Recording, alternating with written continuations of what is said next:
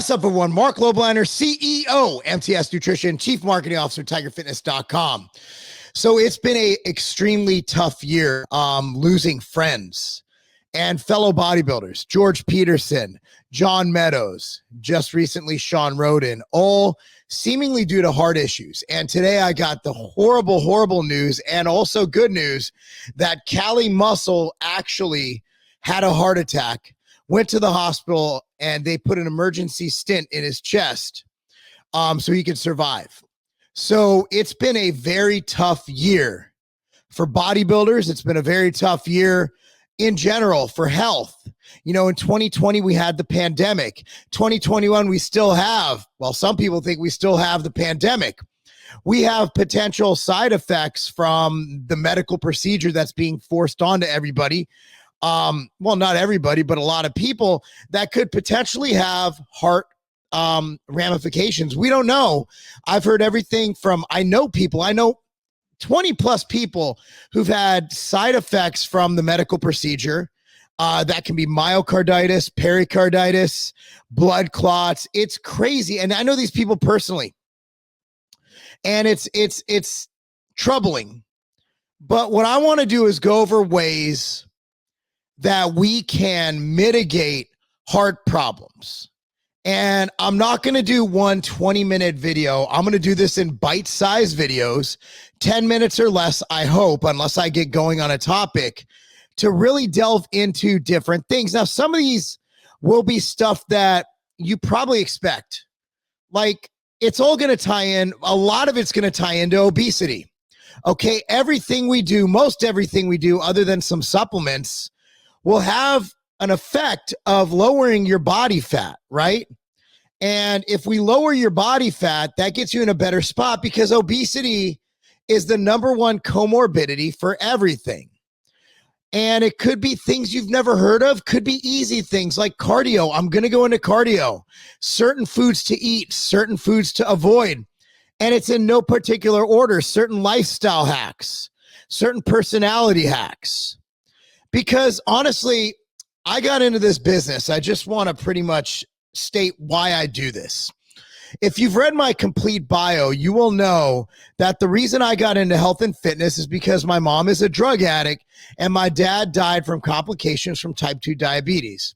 I watched my father eat himself to death, literally. It went from, if you don't do this, you're going to have to take pills. If you don't do this, you're going to have to inject insulin. If you don't do this, you're going to lose your kidney.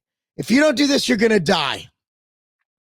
And I watched him die slowly, painfully from not, well, I mean, we can get into some details, man. He lost the ability to, his penis broke. He lost blood flow. One time he cut himself while cutting his toenails and it wouldn't stop bleeding and became infected. I saw some stuff, man. I don't want that to happen to anybody. And heart issues are going to stem from obesity a lot of the time. And obesity can also be muscle. Look, guys, we make choices in life. I spent the last 5 years trying to get small. My body retains muscle. It holds on to muscle. I spent a lot of this time. I mean, I'm not on crazy drugs, on HRT. I get my blood work done. I got my blood pressure done today when I went and got my IV drip. That might be another one we talk about, you know, things like that. Now, I'm going to go over how important these are, all right?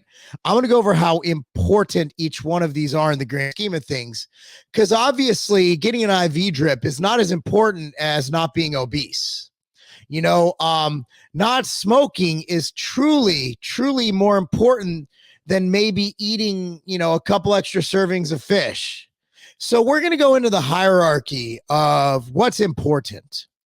And my goal here is simple. If 5 people watch this, I want those 5 people to implement maybe 5% or 100% of what I'm talking about. And hopefully it helps you live a longer, better, healthier life and avoid heart issues, because I don't want y'all to die. I seriously got into this business so people could live. And I wanted to help people live great lives with a high quality of life like I'm living right now. And that's the reason I get EKGs. That's the reason I do all this cardio. He's like, Mark, why do you do all that cardio when you have trouble gaining weight? Because I don't want to die. I have 3 beautiful kids and the most amazing wife, and I don't want to lose them. So this topic I'm going to talk about today, I owe to Alan Roberts, my good friend, my business partner, and someone I love like a brother, sometimes even more than a brother. Alan's a good friend. Alan Roberts, follow him. Alan Roberts, he's an amazing man.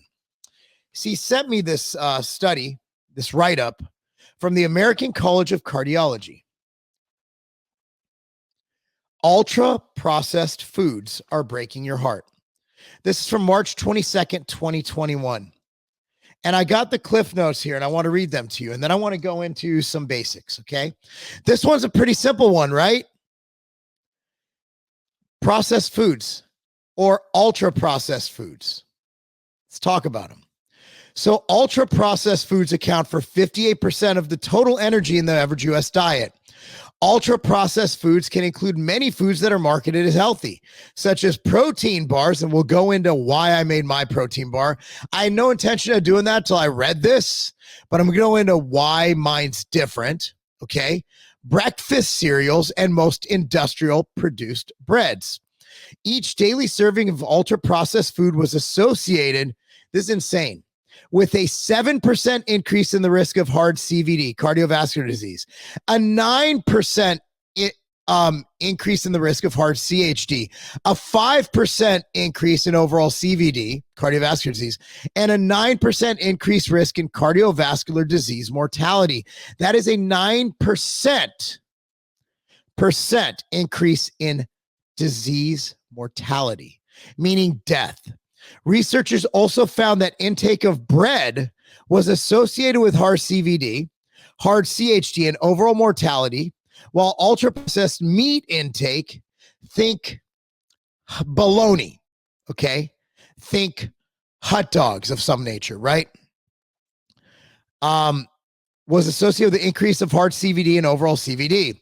Salty snack foods were associated with the increased risk of hard CVD and CHD, while consumption of low-calorie soft drinks, Coca-Cola, root beer, Pepsi, were associated with increased risk of overall cardiovascular disease. So what does that mean? That means that we used to call it eating along the perimeter of the grocery store. What's along the perimeter? Well, you got your baked goods. I'm not going to hate on bread. They did mention bread, but I will say not all bread is created equal. There is plenty of data showing that whole grains are healthy for you. So if you have a good bread like Dave's Killer Bread, Ezekiel bread, a whole grain inclusive bread, I wouldn't worry about it. And I'm also going to say I wouldn't worry about white bread. I wouldn't worry about any food. I don't think there's good and bad food. But I also want to emphasize that you should be looking at the 80-20 rule. 80% of your diet should be following great foods. 20%, F it, all right? Do your best. You got to live life. So let's go over some examples of processed and not processed foods. Number 1, I don't care if you're a vegan, a carnivore, a keto, or a whole, or just a 40-30-30 zone diet guy. Boom. Ground bison. Ingredients. Bison. It's not ultra processed. Pretty simple, right? For you vegans out there, an apple. An apple. Not processed. M&M's, ultra processed. This is why you can't just say categories, right? We can't say bread because there's different breads. We can't say protein bars. Outright bar, ingredients. Almond butter, dry roasted almonds and sea salt, honey, whey protein isolate, rolled oats, and then chocolate chips. So I could say chocolate chips are processed foods, right? But this is 99% whole foods. So look what else. Cereals. Breakfast cereals are garbage, right? Garbage. Waffle Crisp is delicious though, right? Would you say the same about Cheerios? The main ingredient, probably over 95% of the cereal, are oats. Would you consider oats a ultra processed food? No, I wouldn't. So what am I getting at? Well, I think all of us can surmise that a sweet potato is healthier for us than a marshmallow. I think we can all surmise that a chicken breast is healthier for us than a fried bologna sandwich. I think we can all surmise that going to Outback Steakhouse, having a steak with a baked potato is healthier than having a fried chicken sandwich from Popeyes, which, by the way, is delicious. Both of them. So it's all about making choices. Nobody's perfect. And nobody will follow every single thing I tell you to follow in this series. But one thing, and this is rule, these are not in order by any means, but this is a very important one. There is a huge drive towards if it fits your macros or flexible dieting, which I'm a big fan of, right? So what happens is a lot of people were just fitting their macros with ultra processed bullshit food. They were still losing weight, still looking great. But what good is it to have shredded abs and look great if you're dead? So the goal we all should have is not to die. And it's what you want to get out of your food. What I want you to get out of your food is nutrition. I want you to get as many micronutrients as possible. And I want you to live as long as possible. But I also want you to enjoy the food. I'll tell you what, I just got this because we're cooking it. I just cooked this up, put some seasoning on it. It's most of my diet. Cooked up some chicken breast. You can make food taste good. It doesn't take much work. Batch cook on the weekends, make it work on the weekdays. Stay away from fast food, okay? See, a lot of health experts going, McDonald's is great. It's like, I wouldn't say that. Now, you can get the beef patties, which I believe are 100% beef patties.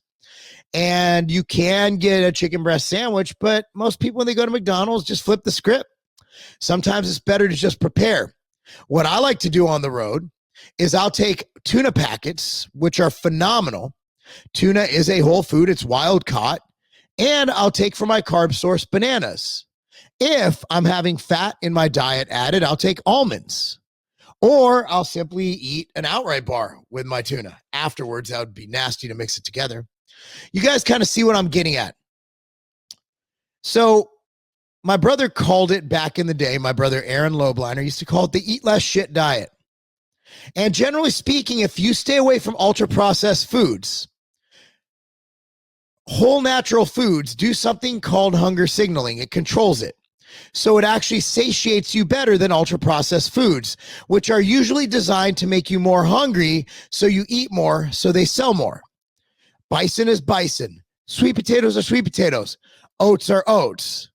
But whatever you're getting from McDonald's, they add stuff to that to make it taste better, to make it more addictive. And a lot of people have issues with saying no to food. And that's what we're looking at.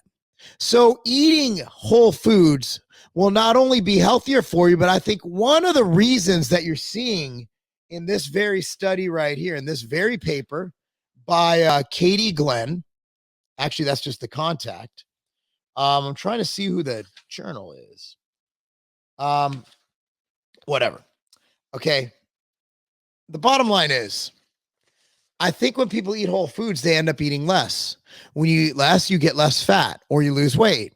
When you lose weight and you're less fat, well, then you have less of a chance of having heart problems. By all means, do what you can do to follow this rule. Enjoy food. Don't avoid all foods that you perceive as bad. That's called orthorexia. Orthorexia is the avoidance of food because they're not perfect. And it can be as serious as anorexia or bulimia or other eating disorders. So I'm not saying to vilify any food, but at the end of the day, I want you to make the right choices most of the time. Anyway, guys, part 2 is coming up hopefully tomorrow if I have time to do it. Hopefully you enjoyed this. I want you to subscribe to this channel. I want you to like this video, share this with everyone you know, and let me know what you think. Comment down below. I greatly appreciate your time, your energy, and I greatly appreciate all your support. And why don't you guys do me a favor? I want you to say a little prayer tonight before bed for the homies that have passed away. George Peterson, Shawn Rhoden, and John Meadows. And I want you to take good care of yourself. I want you to take good care of your family. And I want you to be thankful for everything that you have in life, because we only get one shot at this. And what we do on this earth, no one's going to remember you. And I said this the other day, man. No one's going to remember me for how much money I made, how many companies I owned.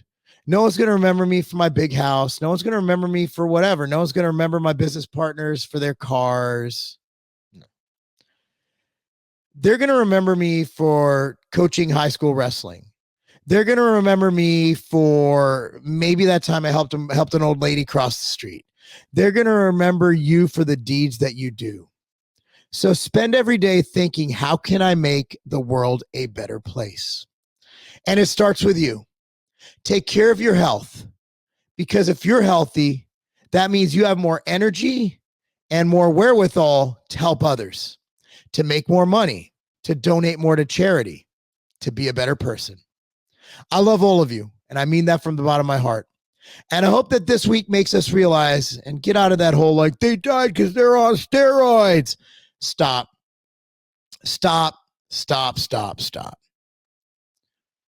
Let's use this as an opportunity to do good.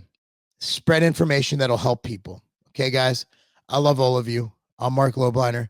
And if you need anything, you know, I got to put this at the end. If you need anything supplement-wise, or you need some protein or whatever, tigerfitness.com is my website.